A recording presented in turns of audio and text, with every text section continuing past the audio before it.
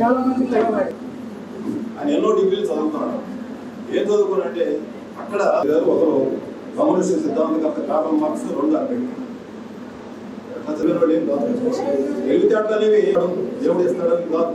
తెలివితేటలు మనం అభివృద్ధి చేసుకోవచ్చు, సైంటిఫిక్ దాన్ని అభివృద్ధి చేసుకోవచ్చు. అందుకంటే దాని సాధన ద్వారా అభివృద్ధి చేసుకోవచ్చు. స్కూల్లో చాలా మామూలు సాధారణ యావరేజ్ స్టూడెంట్స్ కాలేజీకి నిరంతరం మనం సాధన చేయడం ద్వారా మన చదవకూడదు. మన కోసం, మన సమాజం కోసం మనం ప్రయత్నిస్తారు. కాబట్టి మెరిట్గా ఎవరైతే అనౌన్స్ అయ్యారో వాడు కాకుండా మిగిలిన విద్యార్థి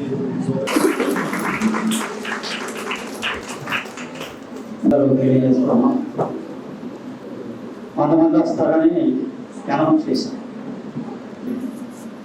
ఈ హాల్ బుక్ చేసుకున్నాం.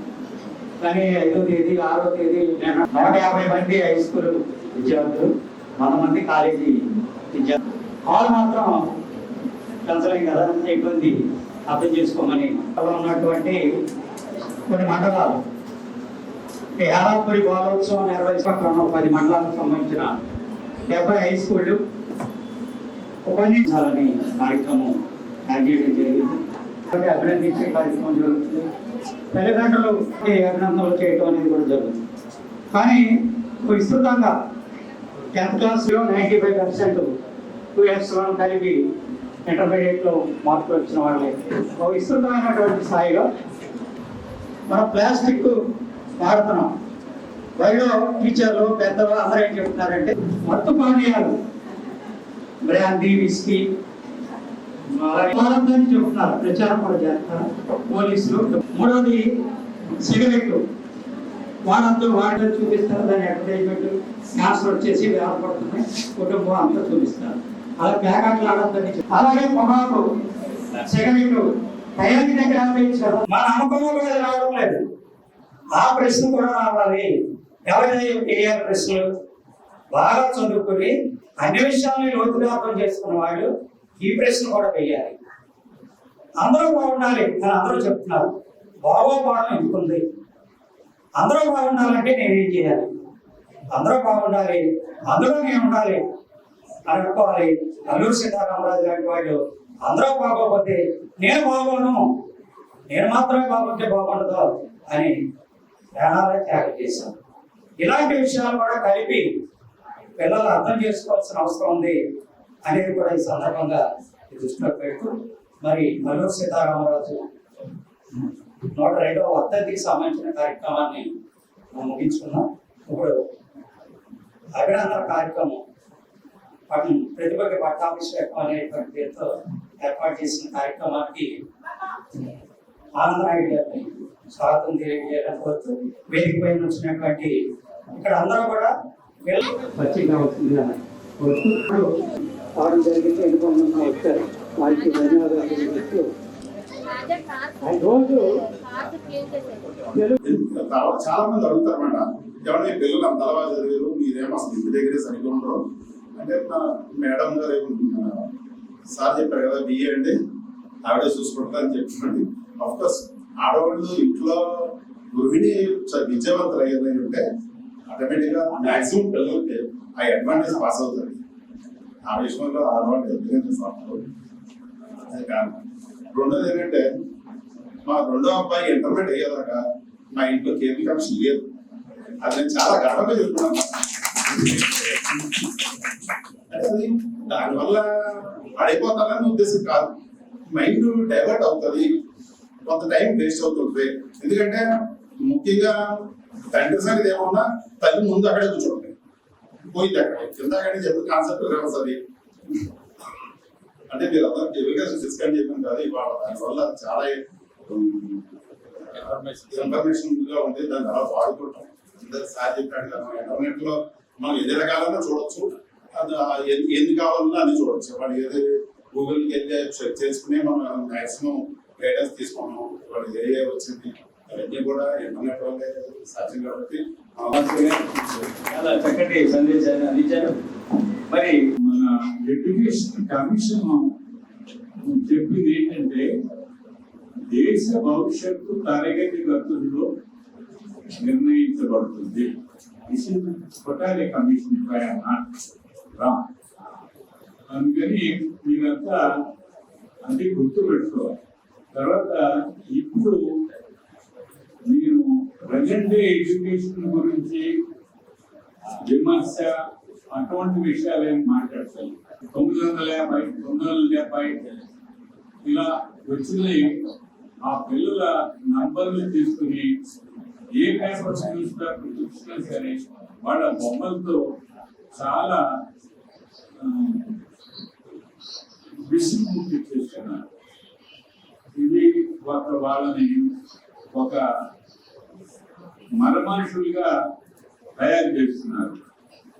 970కి 969కి విద్యార్థికి ఏం తేడా ఉంటుందని నాకు అర్థం కాదు. 10-20 మార్కులు తేడాతో వస్తే వాళ్ళందరికీ సమానమైన ప్రతిభ ఉంటుందని నా ఉద్దేశం. అందుకని ఈ ర్యాంకులు మార్కులు అనేది పక్కన పెట్టేసి తరగతి గదిలో విద్యార్థి ఒక విద్య అంటే ఒక కాంప్రహెన్సివ్ కాన్సెప్ట్ ఏర్పడేటట్టు చూడాలి. తర్వాత ఉపాధ్యాయుడి బాధ్యత ఏంటంటే అందరూ ఒకే రకమైనటువంటి ప్రతిభ ఉండదు, ఒక్కొక్కళ్ళు ఒక ప్రతిభ ఉంటుంది. ఉపాధ్యాయుడి బాధ్యత ఏంటంటే ఏ కుర్రాడు ఏ బాధ్యత ఏ నేర్పు ఉన్నదో అది ఐడెంటిఫై చేసి బయటకు తీసి అది ఇంకొకటి చెప్పగలిగే ఉండాలి. ఉపాధ్యాయులు ఇలా జరుగుతూ ఉంటుంది. ఇప్పుడు మీరు కూర్చున్న హాలు ఆంధ్రప్రదేశ్ ఐక్యోపాధ్యాయ ఫెడరేషన్ సంబంధించిన హాలు.